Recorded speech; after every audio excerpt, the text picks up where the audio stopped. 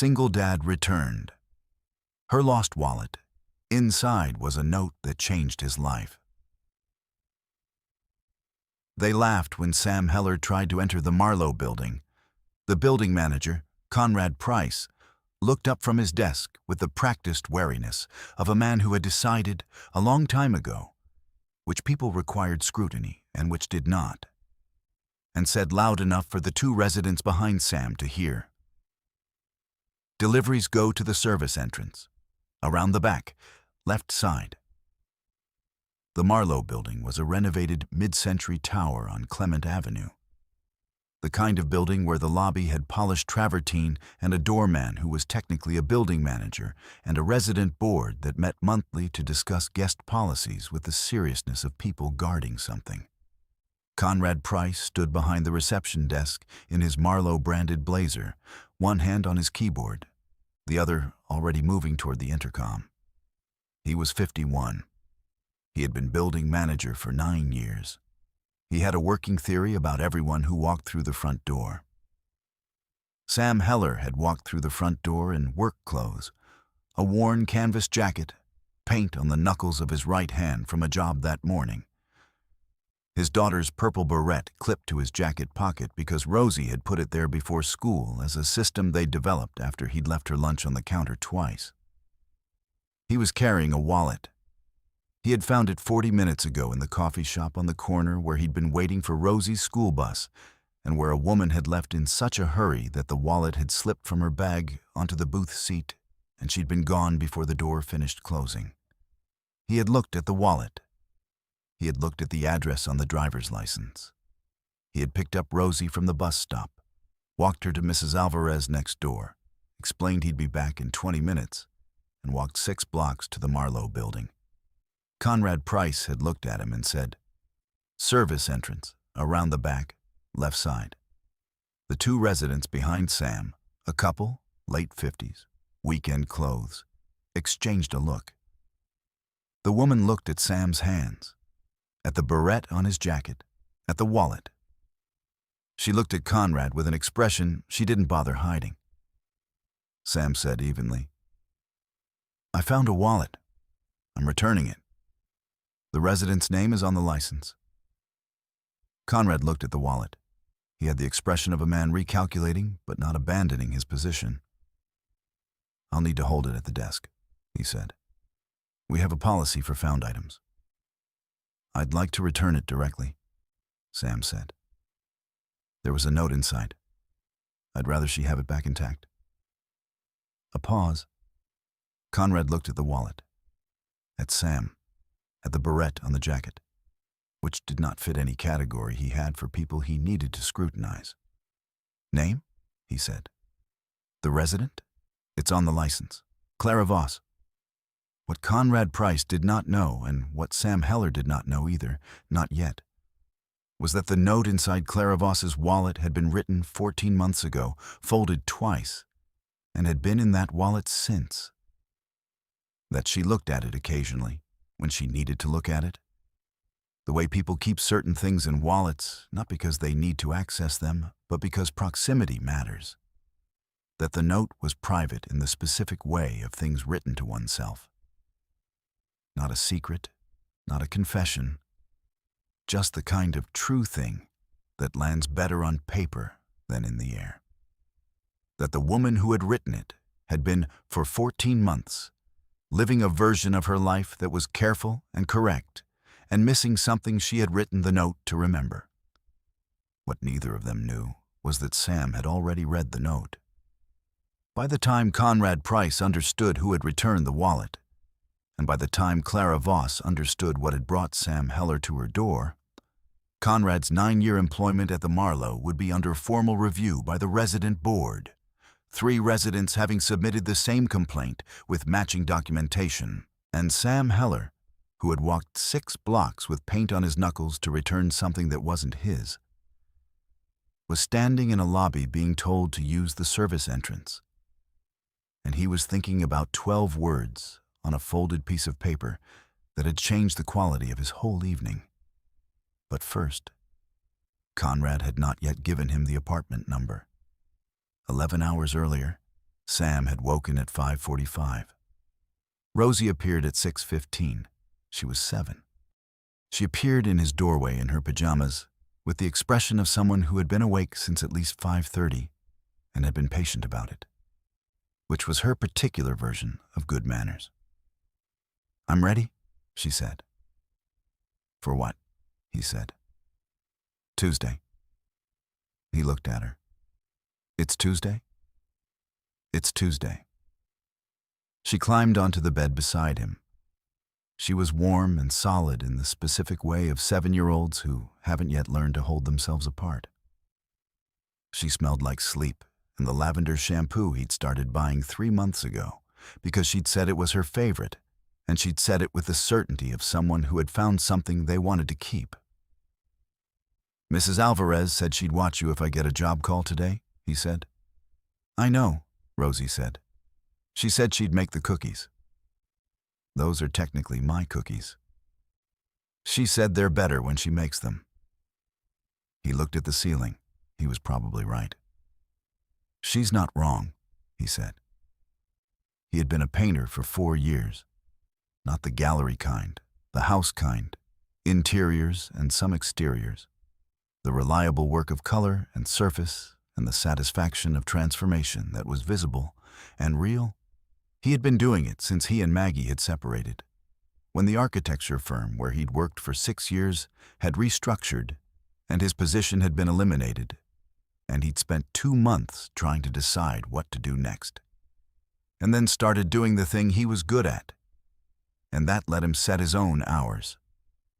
Maggie had the apartment in Portland now. Rosie was here. Both of them had agreed on this, after long mediation. Because Sam's mother lived nearby, and Rosie's school was good, and the stability was worth more than the city. Maggie called every other night. Rosie ran to the phone with the same focused urgency she ran to most things she cared about. Sam made breakfast. Rosie ate it with the serious pleasure she brought to food she liked. She had a field trip Thursday, a nature center, a trail walk, the kind of thing that would produce a report from her that evening with full scene reconstruction. He signed the permission slip. He put it in her backpack. He took the purple beret she handed him and clipped it to his jacket pocket because that was the system. He held the important things while she was at school and returned them at pickup, because she had a tendency to leave things behind, and he did not. He dropped her at school at 8:05. He drove to the morning job, a bedroom repaint in Riverside Heights, white to a warm gray, that the client had chosen from a swatch card and which Sam had confirmed was right. He worked until noon. He cleaned the brushes.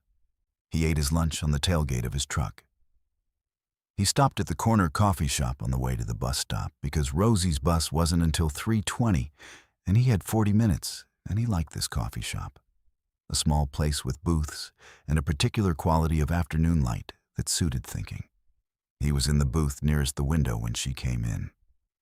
He noticed her the way you notice people in small coffee shops, not as an observation, but as an orientation. She was in her mid-30s, dark coat, the particular focused walk of someone who had 4 things to accomplish and limited time for all of them. She ordered at the counter, picked up her coffee, sat in the booth beside his, opened her bag, took out a notebook, and wrote something quickly with the urgency of someone getting a thought down before it left. She finished. She looked at what she'd written. She closed the notebook. She sat with her coffee for a moment. Her phone rang. She answered. Her whole posture changed. The focused walk came back. The notebook went into the bag. The coat was already half on. She moved toward the door in the compressed efficiency of someone whose timing had just changed. She pushed through with her shoulder. Sam saw the wallet. It was on the booth seat, and the yells. She had been sitting on it, probably, and it had slid out when she stood. It was a slim leather wallet, well used, the kind that had been a specific person's companion for a long time. He picked it up. He looked at the door. She was already gone. Through the glass, he could see her on the sidewalk, phone to her ear, moving with purpose away from him. He could have called out. The distance was still possible. He opened the wallet instead, not to look, to find the ID. The driver's license was in the first slot. Clara Voss, 14 Clement Avenue, apartment 4F. He was closing it when the note fell out. It had been folded twice, tucked behind the license. When the wallet opened, it slid out and landed on the table. He looked at it. He should not have read it. He would have returned it unread, except that it had opened as it fell. And the handwriting was clear, and the words were there before he decided to read them. What I actually want. To stop being so careful. To let something matter the way things used to matter. To not talk myself out of every good thing before it gets close enough to become real. He read it twice. He folded it. He put it back where it had been. He sat with his coffee for a moment. Then he picked up Rosie. Mrs. Alvarez was next door.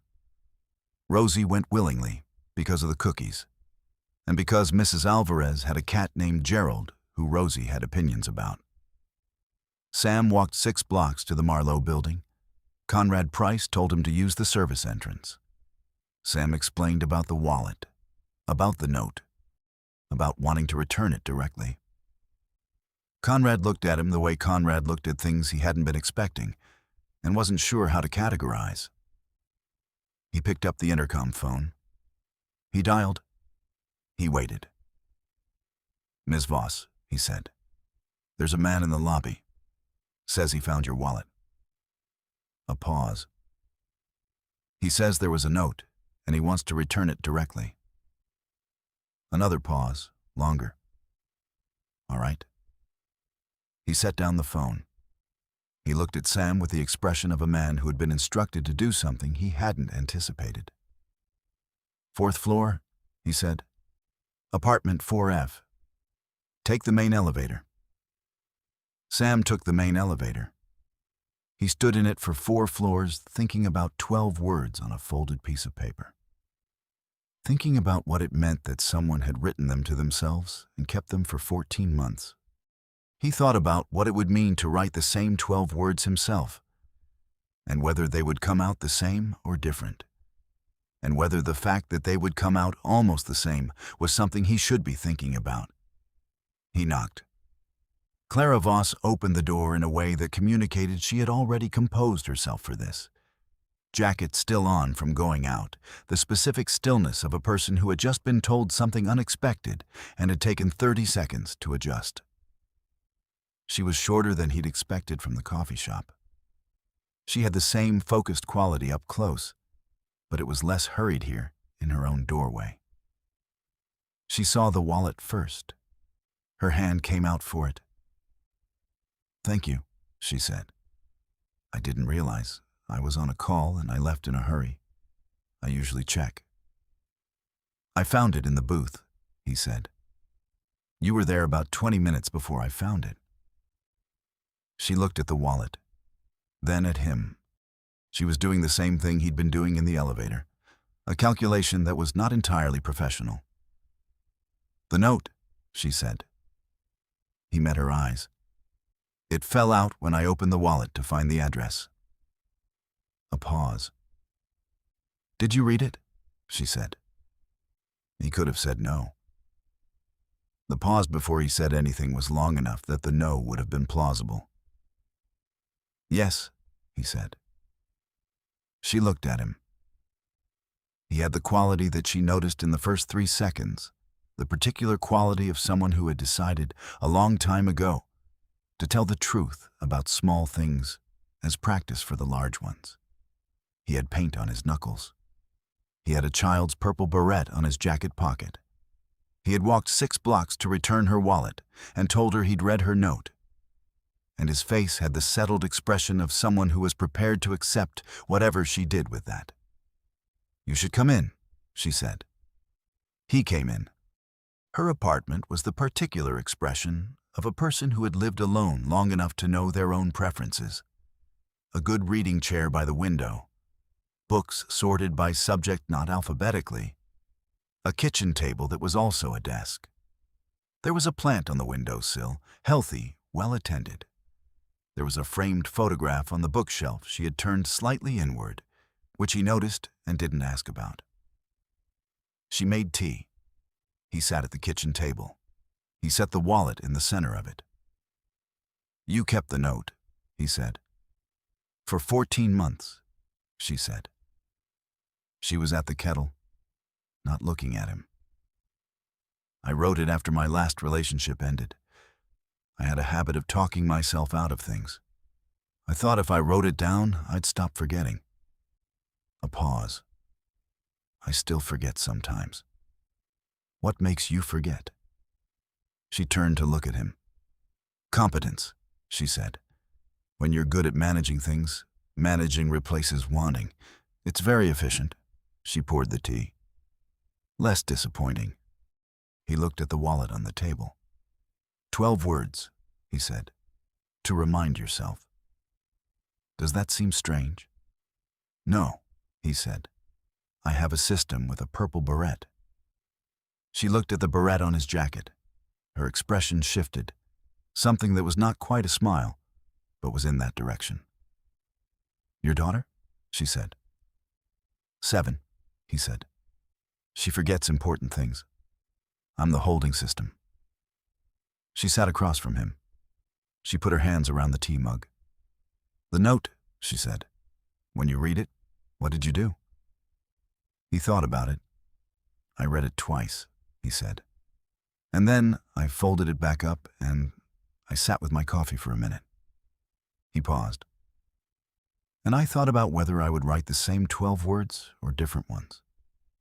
She was very still. "Would you?" she said. "Almost the same," he said. The apartment was quiet. The evening had started outside, the city's shift from afternoon to dark. The particular sound of a building settling into its nighttime register. "Almost," she said. "Mine would say to stop waiting for the right time," he said. "Instead of being careful. Different word, same problem." She looked at him for a long moment. He was not performing anything. This was the thing she had already noticed. He was simply being what he was. In the kitchen table's light, with paint on his hands and a purple beret on his jacket, and an honesty about reading her note that had required no apology, because it had come already accompanied by its own account of itself. She thought about the framed photograph turned slightly inward. She thought about why she hadn't turned it the rest of the way around. She thought about 12 words and 14 months. "I'm Clara," she said. She had said it in the doorway, but she said it again, differently. The second time was introduction, not identification. "Sam," he said. She extended her hand across the kitchen table. He shook it. The handshake lasted 1 beat longer than a professional one. What neither of them knew yet. What was going to require more time and more evenings and a morning in December that smelled like tea and whatever Rosie had decided to narrate from the kitchen, was how much of the same thing they had been carrying and how different it had felt to each of them until a wallet slid off a booth seat and changed the angle. But first there was this.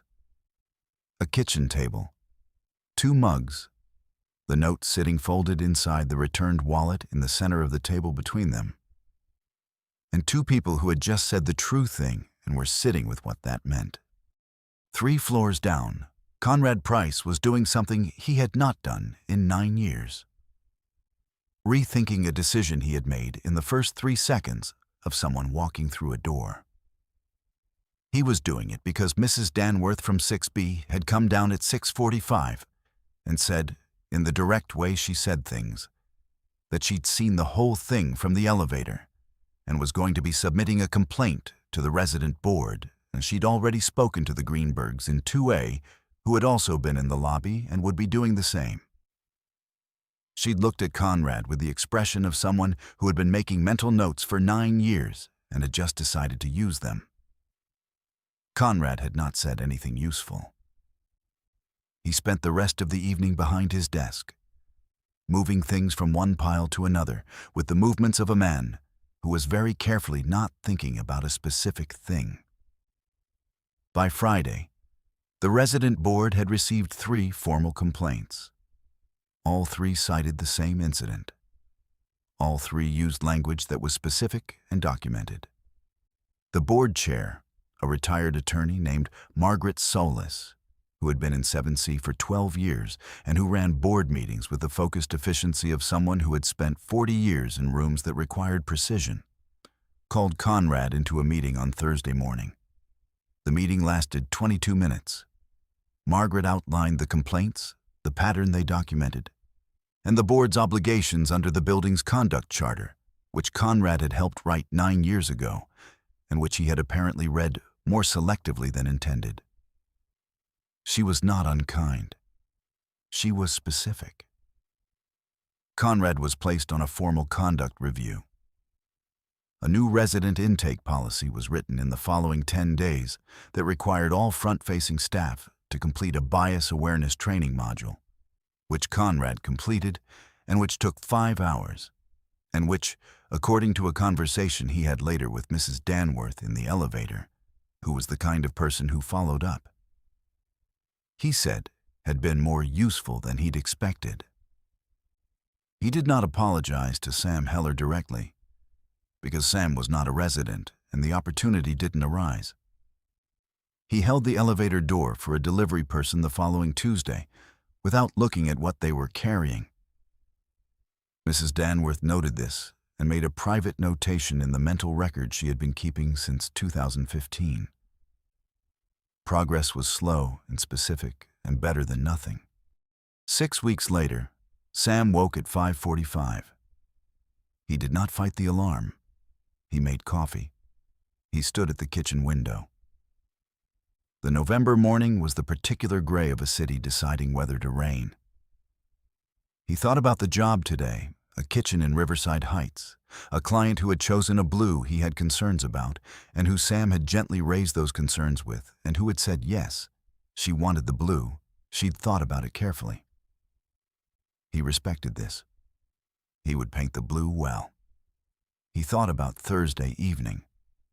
Clara had come for dinner, not the first time, but the third, which was a different kind of third than a second had been.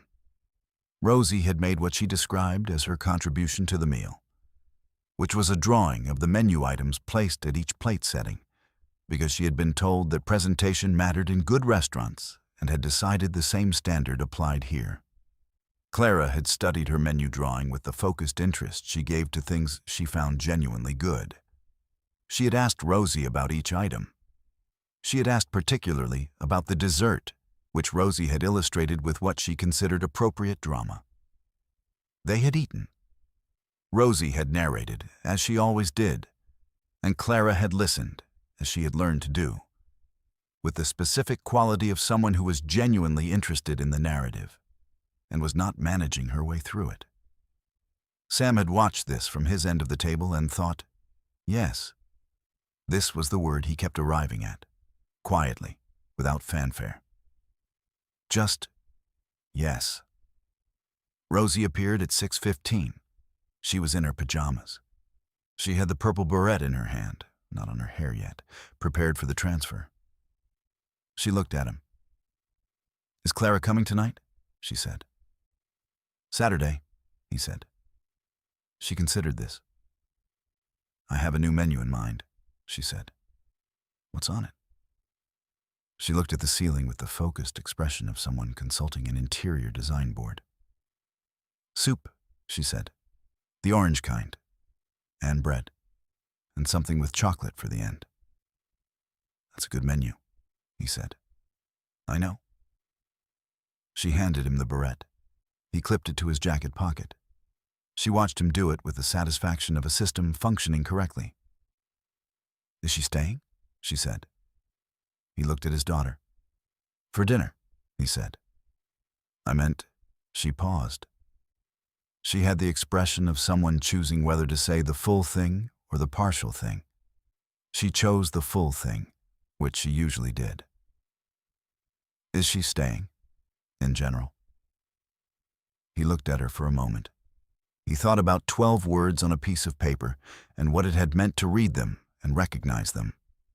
He thought about a kitchen table and 2 mugs and the specific honesty of the first evening and every evening since. He thought about the note, which Clara had taken out of the wallet at the end of that first night and unfolded and read again and looked at for a moment before folding it back up, not embarrassed, just acknowledging, the way you acknowledge something that has served its purpose. She had not needed to keep it after that. She had put it in the recycling on her way to the door. He had thought about this for a week. He had thought it was the right thing. He still did. "I think so," he said. Rosie looked at him with the patient assessment she brought to things that required it. "I know so," she said. She said it with the certainty of a child who had been watching for 6 weeks and had reached a conclusion she considered settled. "I just wanted you to say it." She climbed onto her chair. She helped herself to cereal. He made her eggs. He put them in front of her. He sat across the kitchen table from his daughter in the November morning, in the apartment that had been temporary and had become the place, and thought about the wallet on the table at Clara's. How he had pushed it toward her, and it had sat there between them, like a starting point, which was exactly what it had been. He had returned something that wasn't his. What he had gotten back was harder to name and easier to feel. The specific quality of a thing that had been missing for long enough that he'd stopped noticing its absence, and then was there again. And the noticing was the whole thing. Rosie ate her eggs. She looked at the drawing she was working on from the night before, a diagram of the dinner table. From above, 3 seats, 3 plates. Very specific about the spacing. 3 seats. She'd drawn 3 seats. He looked at the drawing. He looked at his daughter. She did not look up. She ate her eggs with the composed satisfaction of someone who had known how this was going to go, and had simply been waiting for everyone else to catch up. Outside, the November morning had decided on rain. Inside, the kitchen was warm, and the eggs were good, and the drawing on the table had 3 seats, and everything was exactly the right amount of real.